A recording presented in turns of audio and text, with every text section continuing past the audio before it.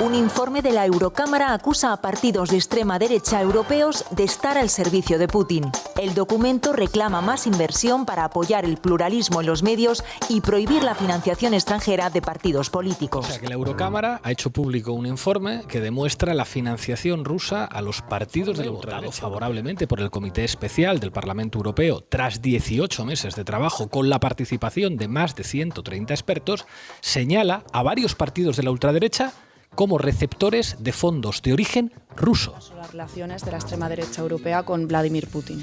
Pone como ejemplo los acuerdos de cooperación firmados por partidos como el austriaco FPO, el francés Agrupación Nacional de Marine Le Pen o la Liga Norte de Matteo Salvini con la formación Rusia Unida de Putin. También señala los estrechos contactos que Alternativa por Alemania o el partido del ultraderechista húngaro Viktor Orbán mantienen con el Kremlin. Varias de estas últimas formaciones han enviado, de hecho, voluntarios como observadores electorales a las elecciones controladas por Moscú en las regiones de Donetsk y Lugansk, con el objetivo de la captación de élites europeas, de altos cargos del funcionariado de la Unión Europea y también exmandatarios políticos por parte de Rusia. Cita como ejemplos el caso del ex canciller socialdemócrata alemán Gerhard Schröder y el ex primer ministro de Finlandia, que también es socialdemócrata, Paavo Lipponen, que se incorporaron a Gazprom, que es el monopolio de gas de la exministra austriaca Karin Kneist, cercana al partido ultraderechista FPO y conocida por sus comentarios racistas. De hecho, Vladimir Putin asistió a su boda en 2018 y ella acabó siendo nombrada miembro del Consejo de la Petrolera rusa. También recoge el caso del ex primer ministro de Francia, François Fillon. El político, cuyo partido además está pertenece al Partido Popular Europeo, acabó siendo nombrado miembro del Consejo de otra petrolera. El caso del ex primer ministro de Finlandia, el liberal Esko Aho, que ahora se sienta en el Consejo de Sberbank, que es el mayor banco ruso. Ejemplos de las buenas relaciones que tiene la ultraderecha con Putin. Marine Le Pen, que es la referencia, recordemos, de Abascal y de Vox en Francia, recurrió a Rusia para obtener financiación. En concreto, recibió cerca de 11 millones de dólares de entidades bancarias rusas. Esta cantidad resultó además decisiva en la campaña de las elecciones europeas de 2014, en las que, recordemos, el Frente Nacional fue la fuerza más votada. Matteo Salvini de la Liga está marcado por el caso Metropol, que es el hotel ruso en el que se reunieron unos colaboradores suyos con hombres del Kremlin. Su partido fue puesto entonces bajo sospecha de financiación. La vinculación de la extrema derecha austriaca con Rusia, esta se hizo evidente con el conocido como caso Ibiza. En 2019 salieron a la luz unas grabaciones en las que el entonces líder del partido trataba una supuesta financiación rusa a cambio de favores políticos. O sea, básicamente pasta rusa para los amigos de Hungría, Viktor Orbán. Eso era evidente. Por último, en España, Citizen Go, como comentabas antes, y su filial española Hazte Oír, han sido financiadas con dinero. Un informe que pone de manifiesto los vínculos de Putin con la ultraderecha en Europa. Tiene sentido analizar lo que están contando los grandes medios de comunicación en España, que es muy diferente. En particular, en el caso de darse cuenta de que los vínculos entre Putin y las extremas derechas europeas son omnipresentes. Sara ya ha hablado de muchos de ellos.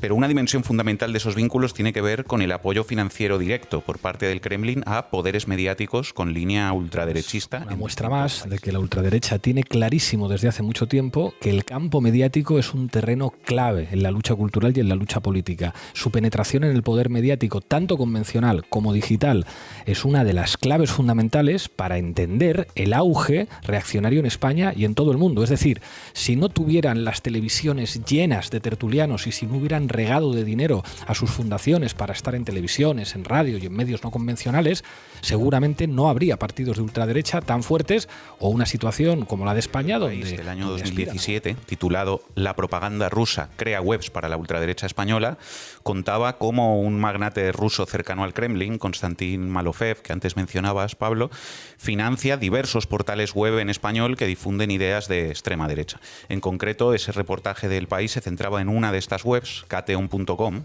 que también cuenta entre sus patronos con consejeros de Putin, donde se difunden tesis reaccionarias y ultranacionalistas en sintonía con Vox, además de bulos, artículos en defensa de Putin y, en general, contenidos contra los homosexuales, el feminismo. Este historiador, como decías antes, ha investigado sobre esto y lo ha contado varias veces, una de ellas en Salvados. Para enfrentar con datos, hechos y rigor los bulos, las fake news y la desinformación a la que estamos asistiendo en estos días por parte de la ultraderecha y su capacidad que tienen los poderes mediáticos de intoxicar la opinión pública con mentiras se basa en su apoyo explícito a una ultraderecha que puebla sus tertulias. Es eurodiputada María Eugenia, te quería preguntar por este informe del Parlamento Europeo que habla clarísimamente de vínculos de fuerzas de la extrema derecha europeas con el régimen de Vladimir Putin. ¿Te ha sorprendido este informe?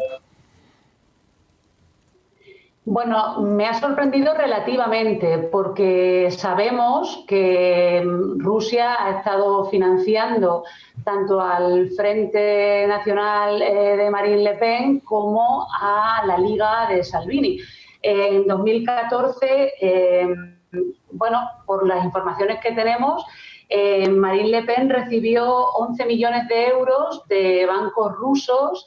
Después, por supuesto, aplaudió la anexión de Crimea y Salvini recibió 65 millones de dólares procedentes de Rusia por la venta de una compañía petrolera, y parece ser que el 4% de esa venta fue a parar directamente al propio partido para financiar sus campañas. Esto es lo que conocemos por la prensa, y el informe lo que hace es apuntalar de alguna forma esta relación desde el punto de vista financiero. Hay después también otras relaciones que son más sutiles y que tienen que ver con la ideología que se sustenta y con lo que podríamos llamar la batalla cultural, ¿no? El Congreso Mundial de Familias se fundó en Moscú en 1995. Sabemos que Citizen Go y Hazte Oír forman parte de ese congreso y sabemos cuál es la línea que ese congreso mantiene, ¿no?, respecto específicamente a los derechos de las mujeres. Una línea claramente natalista, familista, basada en la teoría del gran reemplazo, donde aparentemente las mujeres europeas debemos orientarnos a tener hijos para evitar la invasión de migrantes considerados a estos efectos población inferior. Por lo tanto, sí hay aparentemente una conexión tanto financiera como ideológica entre Putin y la extrema derecha. En realidad, bueno, como ha pasado también con Trump, aplaude a Putin y aplaude la invasión. ¿Ha visto lo que representa Putin con una guerra de agresión imperialista contra Ucrania? De esto no se hable, de los vínculos de Vox con Putin y de los vínculos en general de la ultraderecha en Europa y en España con el régimen de Moscú. Desde luego, es extraño, para así decirlo, porque en el caso, por ejemplo, de la opinión pública italiana o de la francesa, donde para Le Pen y para Salvini los vínculos estrechos se comentaron durante los últimos años, estos días evidentemente se le ha recordado claramente a un Salvini y a una Le Pen que intentan más o menos disimular sus conexiones pasadas con Putin e inclusive con su partido, Rusia Unida. No olvidemos que la Lega y el ex Frente Nacional tuvieron acuerdos de cooperación con la Rusia Unida, el partido de Putin. Pues bueno, efectivamente en Italia y en Francia es un tema de debate.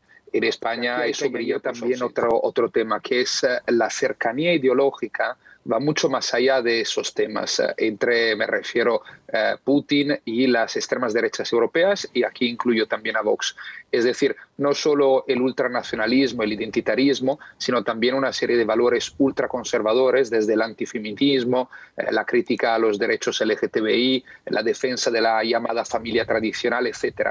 Y aquí yo creo que tenemos que conectar un elemento que es clave, del cual se sabe demasiado poco, que son las redes transnacionales que existen, ultraconservadoras, y que suelen financiar, como es el caso de la citada Hazte Oír, formaciones políticas de ultraderecha. Miguel Ramos.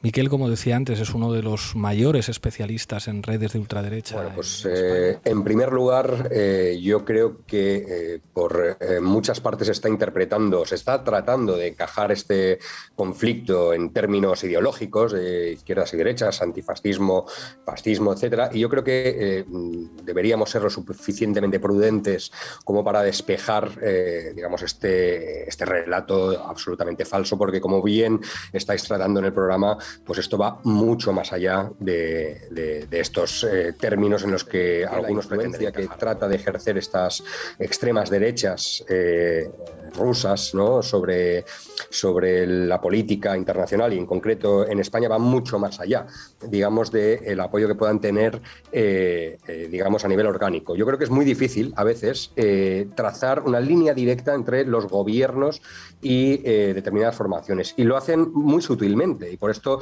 aquí aparecen actores como Citizen Go, como Hace Oír y como otro tipo de organizaciones, magnates, etcétera, que por la puerta de atrás están inyectando dinero a Alternativa por Alemania, a Salvini, a Le Pen, a Orbán, etcétera, etcétera. Por lo tanto, yo creo que esto es importante de remarcarlo, porque aquí la influencia no funciona como algo evidente, sino que digamos que es algo más sutil, ¿no? Y es esta guerra de nueva generación, ¿no?, que tanto Rusia como también, no olvidemos, Estados Unidos también la ha utilizado en otros países y sobre todo en América Latina, ¿no?, pues para financiar o apoyar a aquellos sectores que le son absolutamente afines, ¿no? Por lo tanto, yo creo que aquí la extrema derecha tiene una gran vinculación con Rusia, pero no olvidemos tampoco que en Ucrania pues existe también esta dicotomía, ¿no?, pues de muchas extremas derechas que están viendo en Ucrania también pues un escenario de juego interesante, sobre todo las más radicales y sobre todo fijándose un poco en la pornografía que ofrecen estos grupos armados neonazis, ¿no?, como el Batallón Azov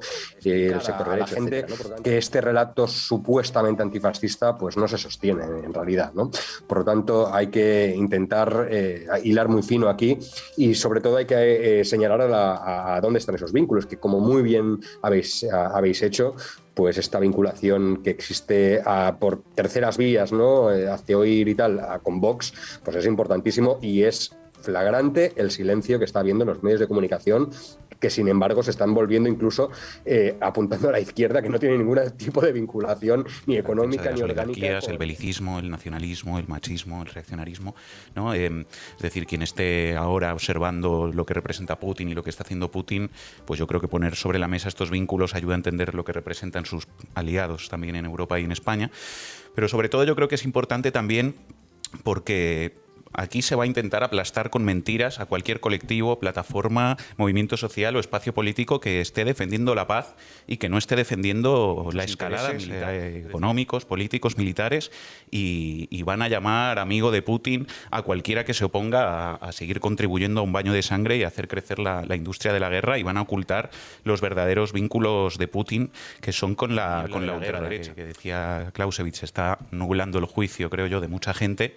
Las organizaciones de izquierdas tienen que defender la paz y tienen que defender la desescalada, cueste lo que cueste, porque si lo que se instala y se vuelve masivo a nivel social es la fiebre belicista, la deriva política en España y en Europa hacia el fascismo, que es lo que genera siempre la guerra, puede ser devastadora. Sí, entonces yo creo que toca valentía. La izquierda no puede contribuir a eso o va a estar cavando los nazis ucranianos, pero también hay elementos de ultraderecha en el lado ruso.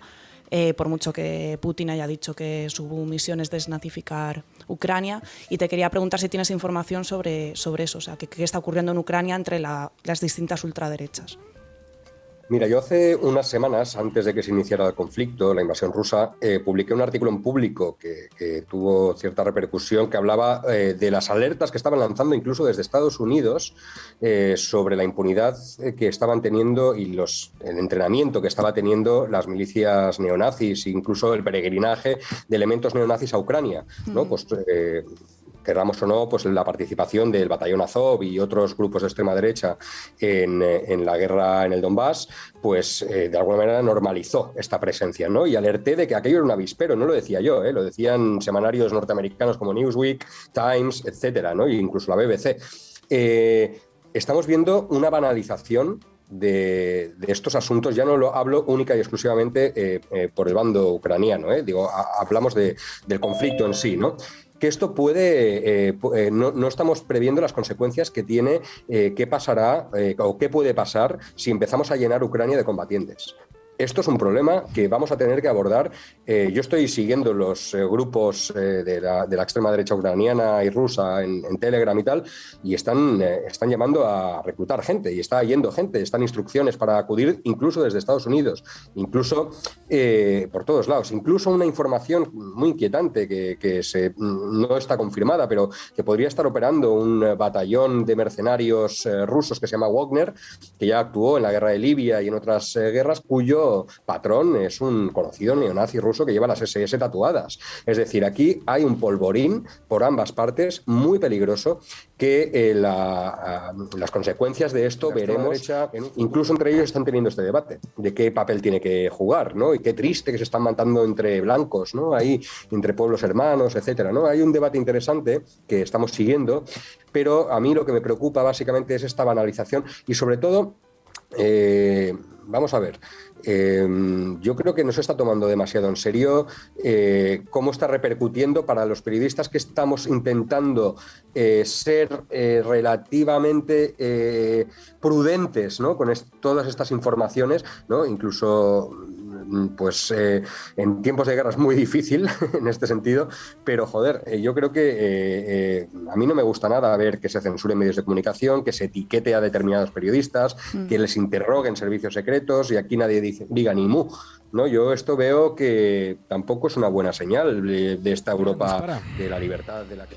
Bueno, pues esta semana hay que hablar de desinformación en redes sociales sobre la guerra en Ucrania. Y me gustaría empezar por el anuncio de la Duma estatal rusa de la elaboración de un proyecto de ley que prevé castigar hasta con 15 años de prisión a la publicación de difusión de noticias falsas sobre acciones de las Fuerzas Armadas rusas. Y bueno, no sé si aquí entrará la información falsa de los medios rusos días atrás de la invasión, negando que esta nunca se iba a producir.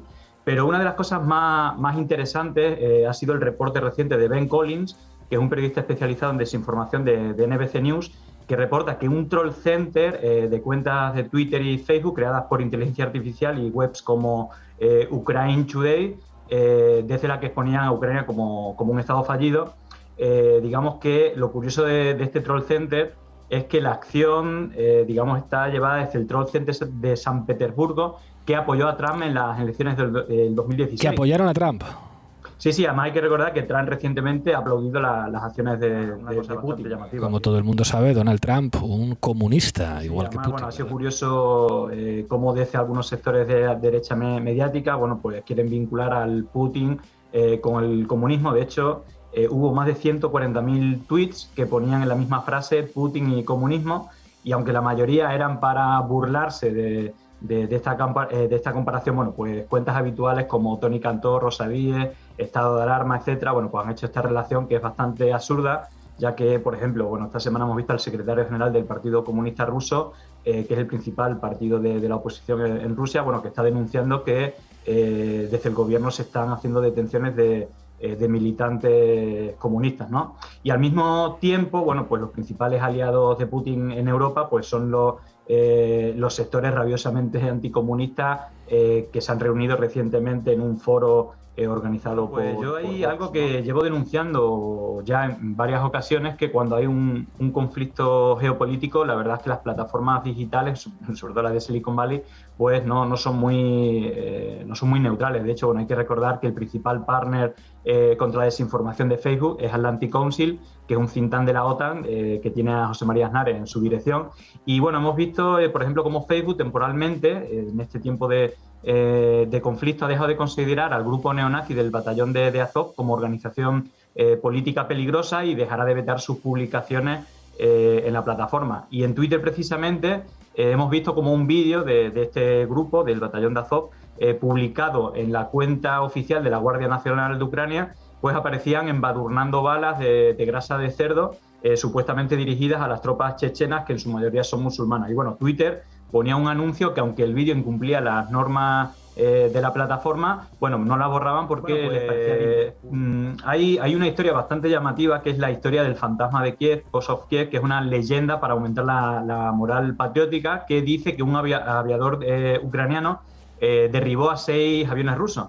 Pero el origen de este vídeo es un vídeo de YouTube con más de 1 billón de visitas, que el propio autor dice que es un montaje hecho en un videojuego llamado Digital Combat Simulator, y que fue replicado el día 25 por las cuentas oficiales del Ministerio de Defensa de Ucrania como si fuera real. Poco después, el expresidente Poroshenko publicó una foto random de hace varios años, diciendo quién era el fantasma de Kiev. Evidentemente, pues es falsa. Y curiosamente, esto también se amplió a un montaje con este vídeo desde las redes del gobierno de Ucrania. Y curiosamente, otro videojuego, Arma 3, que es el mismo que usó Susana Griso para informar que había bombardeos en poblaciones de Ucrania, fue publicado decenas de veces en Facebook y en Twitter con la misma frase, que tenía el mismo error ortográfico, cosa que hemos visto habitual cuando se usan bots, y alguno de esos vídeos llegó a tener 24 millones de visitas y más de 400.000 veces compartidas, y a día de hoy el vídeo ese sigue vigente, no está borrado, pero lo más llamativo es que hubo un Facebook Live, un directo durante más de 6 horas que llegó a reunir a más de 178.000 personas, que tenía un cartelito de Breaking News y el texto "Cazas rusos sobrevuelan Ucrania", y este vídeo donde bombardean poblaciones como si fueran aviones rusos. Y digamos que lo llamativo es que estas dos cuentas de Facebook siguen lanzando ese mismo tipo de vídeos y no han sido eliminados, y han crecido decenas de miles de seguidores. Y esto, digamos, llama mucho la atención porque desde Facebook, por ejemplo, han dicho que iban a reforzar la vigilancia de esa información durante el conflicto, pero visto lo visto, no parece que sean muy neutrales y que están haciendo la vista gorda con este tipo de contenido.